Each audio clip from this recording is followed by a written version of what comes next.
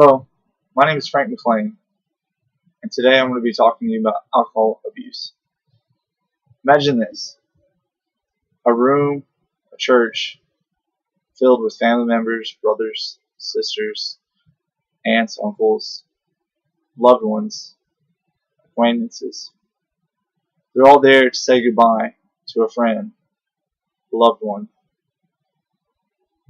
whose life was taken by a drunk driver.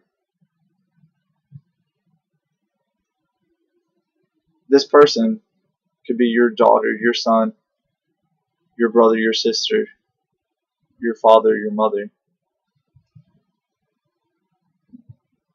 This person could have been killed by a drunk driver. Today I'd like to talk to you about the need to stop drunk driving. Second, how to prevent it.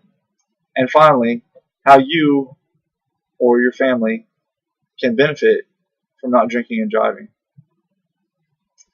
I'll begin by telling you about why drunk driving should be stopped.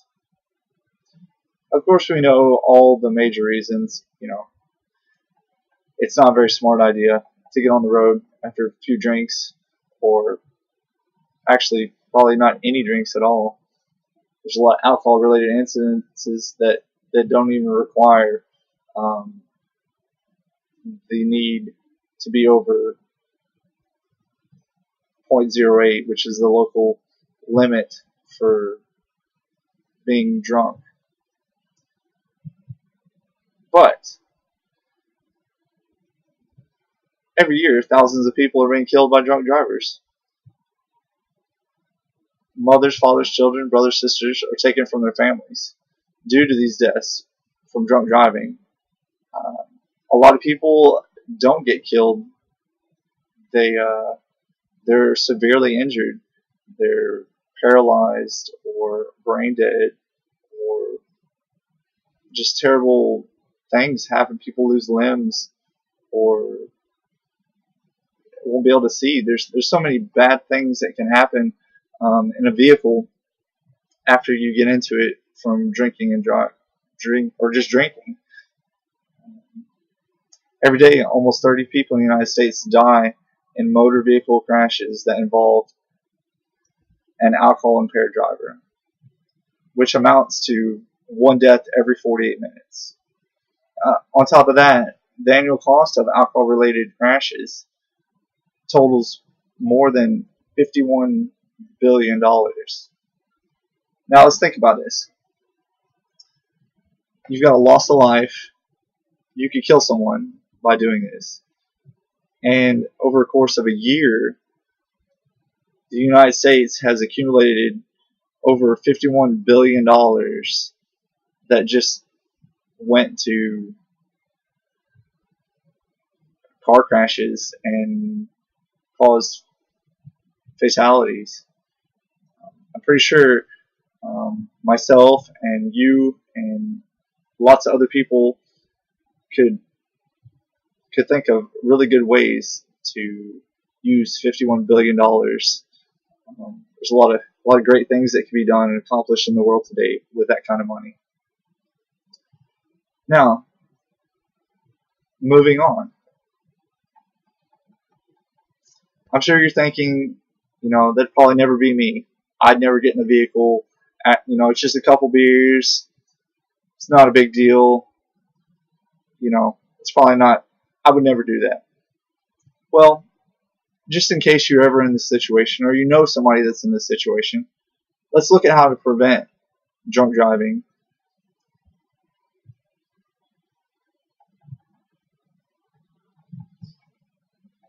A good way to arrive alive is always have a designated driver. Be a friend. Always looking out for other people is always good. There's not a lot of people that want to put their necks out for other people, but it can save a life. It's never too late to what, maybe I should step in and take charge. Just let me give you a ride home or something like that. Everyone wants to have a good time and enjoy going out and having a few drinks. Maybe a beer or two with friends or whatever. go to a party, it's easy to let go. It's easy to start having maybe one or two more drinks than you're supposed to be having, or that would be passable for drunk driving on the highway. On average, a person metabolizes alcohol at the rate of about one drink per hour, and that's pretty, that's pretty good as far as an average person.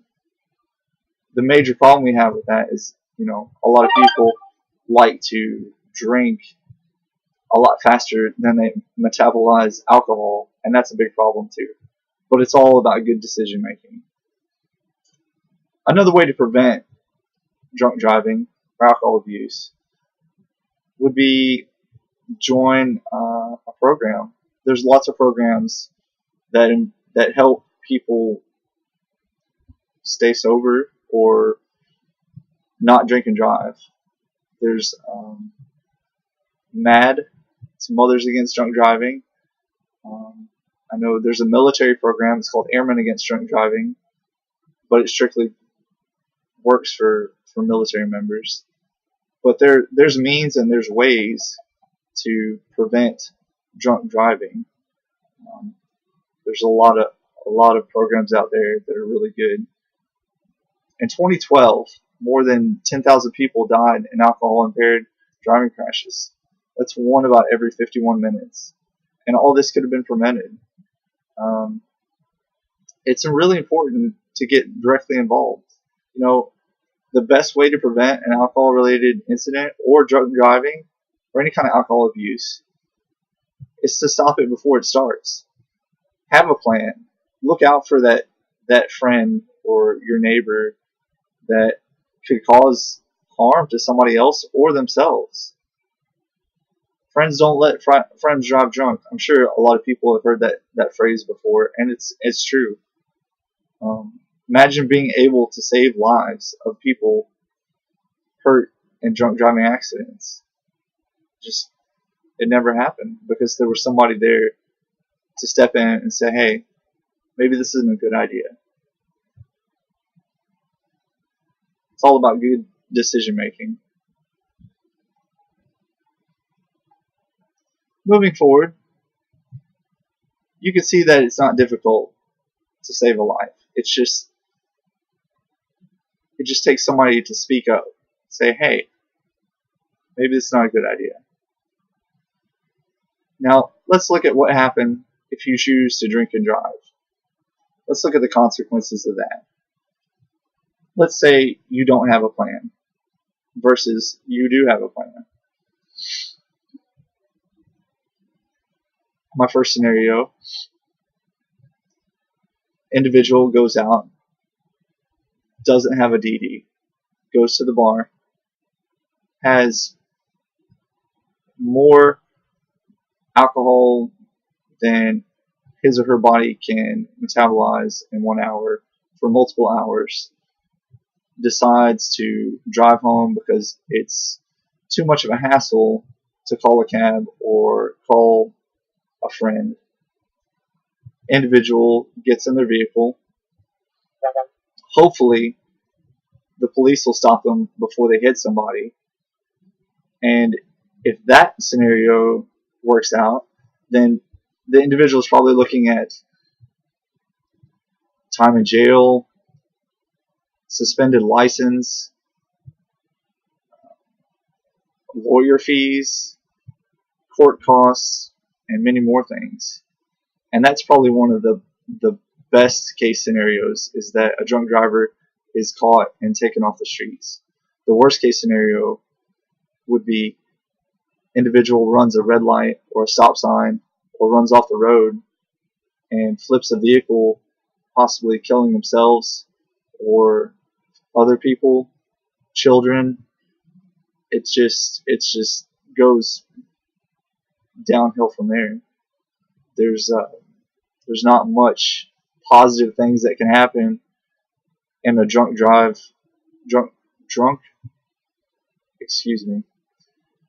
an alcohol related drunk driving incident.